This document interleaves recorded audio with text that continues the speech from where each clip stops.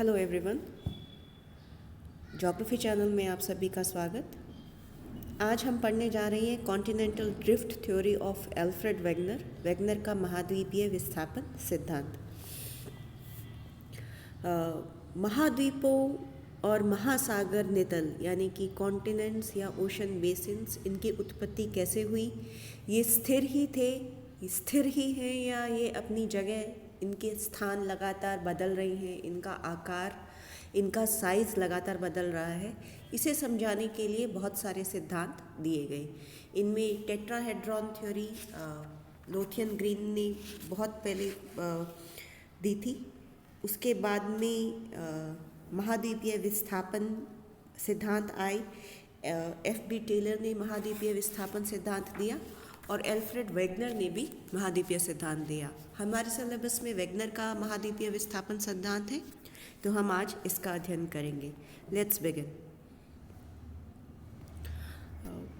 Professor Alfred Wegener ये German के एक बहुत ही प्रसिद्ध जलवायुवेत्ता और भूशास्त्रवेत्ता थे और इन्होंने सबसे पहले ये सिद्धांत 1912 में दिया। बाद में इसका थोड़ा और इम्प्रूवमेंट किया और इसे 1915 और 1920 में वापस इम्प्रूव करके इसे पेश किया गया। एल्फ्रेड वेगनर इस बात से सहमत नहीं थे कि महासागर और महाद्वीपों की तली वो स्थिर है, यानी कि महासागर अपने स्थानों पर स्थिर हैं और महाद्वीप अपने स्थानों पर स्थिर हैं। इस संकल्पना से वेगनर इसे गलत मानते थे। उनका ये मानना था कि महाद्वीप और महासागर अपना स्थान लगातार बदलते रहते हैं और इसीलिए उन्होंने प्रतिस्थापना परिकल्पना का प्रतिपादन किया, डिस्प्लेसमेंट हाइपोथेसिस का प्रतिपादन किया। क्योंकि वेगनर एक क्लाइमेटोलॉजिस्ट थे, जलवायुवेत्ता थे, तो वो वास्तव में जलवायु विज्ञान का अध्ययन करते थे और वह जिस समस्या को समझाना चाह रहे थे वो मूलभूत समस्या थी भी जलवायु संबंधी परिवर्तन से संबंधित। भूमंडल पर अनेक ऐसे क्षेत्रों में अनेक ऐसे प्रमाण मिले हैं जिनके आधार पर यह ज्ञात होता है कि एक ही स्थान पर जलवायु समय समय पर अनेक परिवर्तन हुए। जैसे धरती पर ऐसे बहुत सारे स्थान हैं जहाँ पर अब रेगिस्तानी जलवायु है। बहुत से ऐसे स्थान हैं जहाँ पर हमें इस बात के प्रमाण मिलते हैं कि वह स्थान अब से पहले बर्फ़ से ढके हुए होंगे, लेकिन अब वहाँ पर रेगिस्तान है। यानी कि ऐसे स्थान जिनमें ऐसे प्रमाण मिले हैं कि वहाँ की जलवायु हो सकता है पहले किसी और प्रकार की हो। तो इन परिवर्तनों को दो रूप से स्पष्ट किया जा सकता है। यदि स्थल अपनी जगह पर स्थिर रहे हों तो जलवायु कटिबंधों का क्रमशः स्थानांतरण हुआ होगा, जिस कारण कभी शीत, कभी उष्ण तथा शुष्क, तो कभी उष्णार्ध जलवायु का आगमन हुआ होगा, परंतु ऐसे स्थानांतरण के प्रत्यक्ष प्रमाण नहीं मिलते हैं। अब एल्फ्रेड वेगनर ने कहा कि ऐसे प्रमाण मिले हैं हमें धरती पर कि उन स्थानों की जलवायु में जरूर परिवर्तन आया होगा। तो एक दृष्टि इस परिवर्तन को समझाने की ये है कि जो महाद्वीप हैं वो अपनी स्थान पर स्थिर थे, यानी कि स्थल भाग थे वो अपने स्थान पर स्थिर थे, लेकिन उनके ऊपर जो जलवायु कटिबंध है, जिस प्रकार की जलवायु आज पाई जाती है, वो जलवायु कटिबंध ही अपना स्थान बदलते रहे होंगे। यानी कि कभी वहाँ पर शीत जलवायु कटिबंध रहा होगा, कभी उष्ण या शुष्क, कभी उष्णार्ध जलवायु रहा होगा। लेकिन इस थ्योरी को समझाने के कोई बहुत ज़्यादा साक्ष्य नहीं मिलते। दूसरा तरीका इसे समझाने का ये है कि यदि जलवायु कटिबंध स्थिर रहे हों तो स्थल भागों का स्थानांतरण हुआ होगा। अगर क्लाइमेटिक बेल्ट्स हैं, जो जलवायु बेल्ट पेटियां हैं, वो अपने स्थान पर स्थिर रही होंगी, तो जरूर ये जो महाद्वीप हैं इन्होंने ही अपना स्थान बदल लिया होगा। यानी कि किसी महाद्वीप का कोई हिस्सा कभी ऐसे कटिबंध में आ गया होगा जहाँ पर शीत जलवायु होती है, फिर वो स्थान बदलकर ऐसे कटिबंध में आ गया होगा जहाँ पर उष्ण या शुष्क जलवायु होती है। वेगनर ने स्थल के स्थायित्व को पूर्णतः अस्वीकार किया और उसके स्थानांतरण और प्रवाह में विश्वास किया। अब इन दोनों पॉसिबिलिटीज़ में वैगनर ने दूसरी पॉसिबिलिटी को स्वीकार किया कि जलवायु कटबंधों ने, जो क्लाइमेटिक बेल्ट्स हैं, उन्होंने अपना स्थान नहीं बदला, वो तो जहाँ पर है वहीं पे ही है, लेकिन जो महाद्वीप हैं उन्होंने अपना स्थान बदल लिया, और वह अपनी थ्योरी में यही एक्सप्लेन करते हैं, और इसी को महाद्वीपीय प्रवाह सिद्धांत नाम दिया है। सिद्धांत का प्रधान रूप।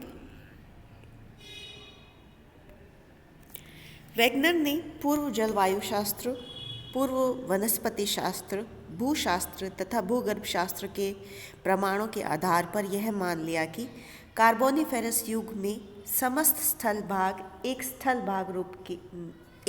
भाग के रूप में संलग्न था। इस स्थल पिंड का नामकरण पेंजिया किया गया। वैगनर ने पुराने साइंटिफिक स्टडी करी, उन्होंने जलवायु शास्त्र यानी कि क्लाइमेट का अध्ययन किया, वनस्पति शास्त्रों का अध्ययन किया, विभिन्न प्रकार की वनस्पतियों का अध्ययन किया, भूगर्भ का भी अध्ययन किया, जियोलॉजी का भी अध्ययन किया, और उसके आधार पर उन्होंने माना कि कार्बोनिफेरस युग के समय जो हमारे जितने भी महाद्वीप हैं वो वास्तव में एक बड़ा स्थल भाग था, यानी कि ये अलग अलग द्वीपों या महाद्वीपों में विभाजित नहीं थे, एक बहुत बड़ा स्थल पिंड था, और उसे उन्होंने नाम दिया पेंजिया का। कार्बोनिफेरस युग में एक स्थल पिंड जो इन सभी महाद्वीपों का मिला हुआ एक रूप था, उसे उन्होंने पेंजिया नाम दिया। इस पर छोटे छोटे आंतरिक सागरों का विस्तार था। पेंजिया के चारों ओर एक विशाल जल भाग था जिसका नामकरण वैगनर ने पेंथालसा किया था, यानी कि एक बहुत बड़ा महाविशालकाय द्वीप था जिसे उन्होंने नाम दिया पेंजिया। इस पेंजिया के अंदर थोड़े थोड़े वाटर बॉडीज थी, आंतरिक सागर थे। इस पेंजिया के चारों तरफ एक महाविशाल महासागर था, जो कि अब जो हमारे प्रेजेंट महासागर हैं उन सभी का एक बड़ा रूप, जो इस पेंजिया को चारों तरफ से घेरा हुआ था, उसे उन्होंने नाम दिया पेंथालसा। पेंजिया का उत्तरी भाग लॉरेशिया और दक्षिणी भाग गोंडवाना लैंड को प्रदर्शित करता था। उत्तरी भाग लॉरेशिया में था उत्तरी अमेरिका, यूरोप और एशिया, और दक्षिणी भाग गोंडवाना लैंड में था दक्षिणी अमेरिका, अफ्रीका, मेडागास्कर, प्रायद्वीपीय भारत, ऑस्ट्रेलिया और एंटार्क्टिका। इसके हम सबसे पहले मानचित्र में देखते हैं तो ये अंतिम कार्बोनिफेरस युग का ये चित्र है, और इसमें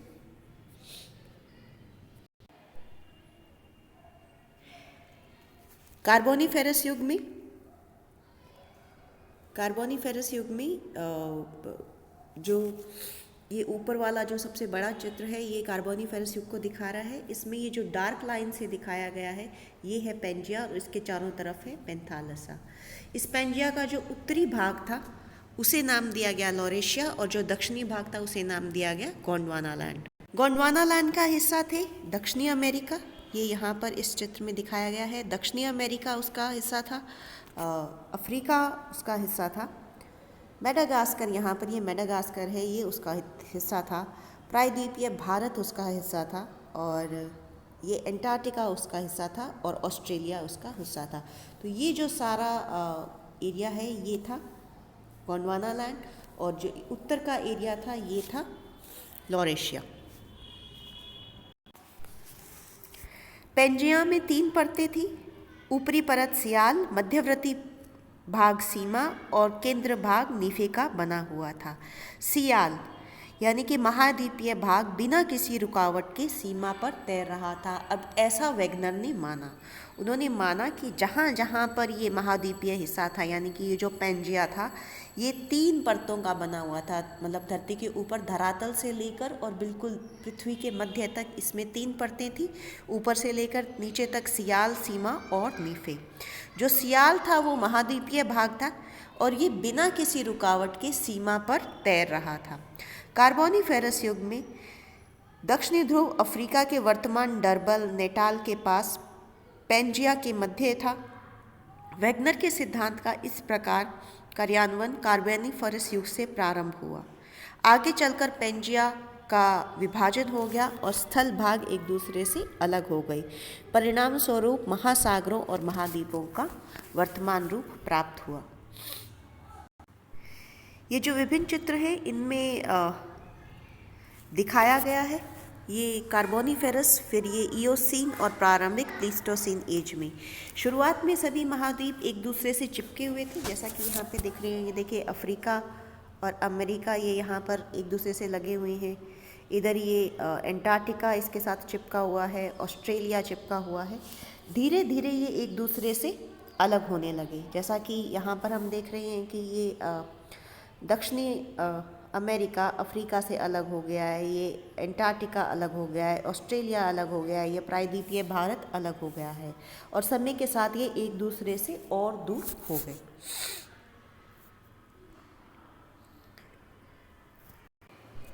अगले वीडियो में हम पढ़ेंगे वैगलर ने अपने सिद्धांत को साबित करने के लिए कौन कौन से साक्ष्य दिए और उन्होंने इसके लिए किस प्रकार की शक्ति को या इस ये जो विस्थापन हुआ था इसका बल कहाँ से प्राप्त हुआ, इसको समझाया गया है।